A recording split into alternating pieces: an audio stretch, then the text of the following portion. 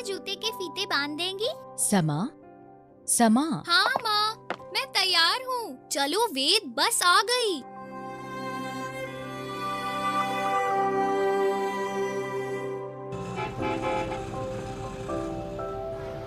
माँ घर के सारे कामों के बोझ से दबी रहती हैं, पर न जाने क्यों पापा उनकी कोई मदद नहीं करते। मैं जानती हूँ कि पापा ऑफिस जाते हैं, लेकिन माँ तो घर की सफाई भी करती हैं, सभी के लिए खाना पकाती हैं और फिर ऑफिस भी जाती हैं। मुझे इस बारे में ईशा मैम से बात करनी चाहिए। धन्यवाद बच्चों, आज की क्लास खत्म होती है। अगर तुम्हारे कोई सवाल हो तो मेरे पास आओ। मैम, मेरी माँ मेरी और मेरे भाई की मदद करती है स्कूल के लिए तैयार होने में, और वो हम सबके लिए खाना भी बनाती हैं और फिर ऑफिस भी जाती हैं। मुझे हर शाम अपनी माँ को ऐसे थके हुए देखना अच्छा नहीं लगता। क्यों वो सारे दिन अकेले काम करती हैं? क्यों नहीं मेरे पापा उनकी मदद करते हैं? क्या केवल महिलाएं ही घर का काम करती हैं? समा, मैं बहुत खुश हूँ कि तुमने इस पर ध्यान दिया और तुम मुझसे इस बात पर चर्चा कर रही हो। यह सही नहीं है कि केवल महिलाएं घर का काम कर सकती हैं। एक व्यक्ति के लिंग और जेंडर का उसकी भूमिका और जिम्मेदारियों से कुछ भी लेना देना नहीं होता। घर को चलाने में हर एक व्यक्ति को योगदान देना चाहिए और घर का काम साथ मिलकर करना चाहिए। ओके मैम, लेकिन सेक्स और जेंडर से आपका क्या मतलब है? समा, लिंग एक जैविक पहचान है जो कि उन शरीर के अंगों पर आधारित होता है जिसके साथ हम पैदा हुए हैं। ओके मैम, और जेंडर क्या होता है? जेंडर के तहत समाज हमारे जैविक लिंग के आधार पर हमसे ये उम्मीद करता है कि हम कैसे व्यवहार करें। उदाहरण के तौर पर ये सामान्य रूप से स्वीकृत है कि महिलाओं को घर का सारा काम करना चाहिए। मैम, बिल्कुल ऐसा ही मेरे घर में हो रहा है और मुझे लगता है कि ये गलत है। सही कहा समा, ये बिल्कुल ठीक नहीं है और ये महत्वपूर्ण है हम ऐसी चीजों पर सवाल उठाएं जिन्हें स्टीरियोटाइप कहते हैं। शायद तुम ये जानती होगी कि दुनिया के ज्यादातर शेफ पुरुष हैं और उन्होंने इस स्टीरियोटाइप को तोड़ा है कि केवल महिलाएं खाना पका सकती हैं। इसी तरह मैरी कॉम, जो कि एक बॉक्सर हैं, उन्होंने ये दिखाया है कि महिलाएं भी लड़ सकती हैं और वे भी उतनी ही मजबूत होती हैं। ये कुछ उदाहरण हैं जिनको तुम ध्यान में रख सकती हो और अपने दोस्तों और परिवार से शेयर कर सकती हो। धन्यवाद मैम, मैं अपने मम्मी और पापा से चर्चा करूंगी और जब भी मैं ऐसा कुछ अपने आसपास होते देखूंगी, इन बातों पर सवाल उठाऊंगी। पद्मा, क्या डिनर तैयार है?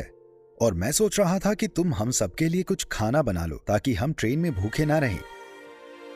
ठीक है। सही कहा समा, ये बिल्कुल ठीक नहीं है और ये महत्वपूर्ण है हम ऐसी चीजों पर सवाल उठाएं जिन्हें स्टीरियोटाइप कहते हैं। वेद, वेद। हाँ दीदी, आया।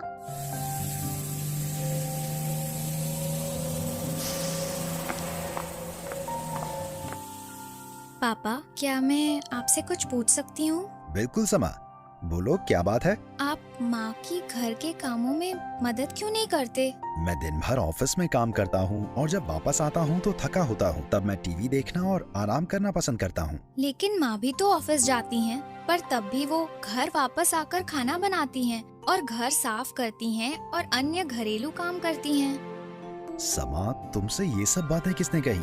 हर घर में माँ खाना बनाती है और घरेलू कार्य करती है। यह हमारे समाज में सामान्य है और इसमें कुछ भी गलत नहीं है। नहीं पापा, ये गलत है। मेरी टीचर ने भी ऐसी मान्यताओं के बारे में बताया था जो कुछ स्थितियों में एक लिंग को दूसरे से अधिक शक्तिशाली बनाते हैं। हम सबके लिए खाना बनाना माँ का कर्तव्य नहीं है। मैम ने कहा था कि हम सबको एक साथ मिलकर काम करना चाहिए और एक दूसरे की मदद करनी चाहिए। हाँ समा, मैं समझ गया हूँ कि जो तुम्हारी टीचर ने कहा वो सही है। मुझे मेरी गलती का एहसास हो गया है। मैं तुम्हारी माँ की खाना बनाने में मदद करूंगा और कल शिमला जाने के लिए बैग भी पैक करूंगा। धन्यवाद बेटा, ये बताने के लिए कि मैं क्या गलत कर रहा था।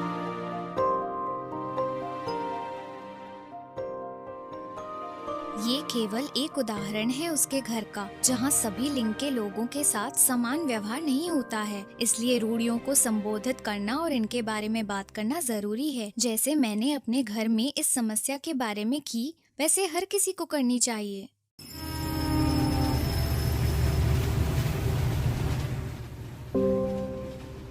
वेद, क्या हुआ? तुम इतने डरे हुए क्यों लग रहे हो? दीदी, मैं इनसे बहुत डरता हूँ। ये लोग कौन हैं? वेद, इसमें डरने की कोई बात नहीं है। ट्रांसजेंडर हमारे जैसे लोग हैं जो अपने जैविक लिंग के आधार पर सौंपे गए जेंडर की भूमिका से पहचाने नहीं जाते। मेरी क्लास टीचर मैम ने बताया था कि ये हर व्यक्ति पर निर्भर करता है कि वो अपना क्या जेंडर चुने और हमें उनके जेंडर के चुनाव पर नजर नहीं रखनी चाहिए, इसलिए डरने की जरूरत नहीं। लेकिन दीदी, वो सबके पास क्यों जा रहे हैं? समाज ट्रांसजेंडर को समान मौके नहीं देता है, जिसकी वजह से उनको अपनी दैनिक जरूरतों को पूरा करने में चुनौतियां आती है। इसीलिए वो लोगों से पैसे मांगते हैं। माँ पापा, क्या हम उनकी मदद कर सकते हैं? अभी तुरंत ये सब बंद करें। हर एक व्यक्ति जैसा बनना चाहे वैसा बनकर जीवन जीने के लिए स्वतंत्र है। आप सब लोगों को इनसे माफी मांगनी चाहिए और दोबारा बिल्कुल ऐसा नहीं करना चाहिए। हम अपनी गलती महसूस करते हैं और शर्मिंदा हैं। धन्यवाद सर।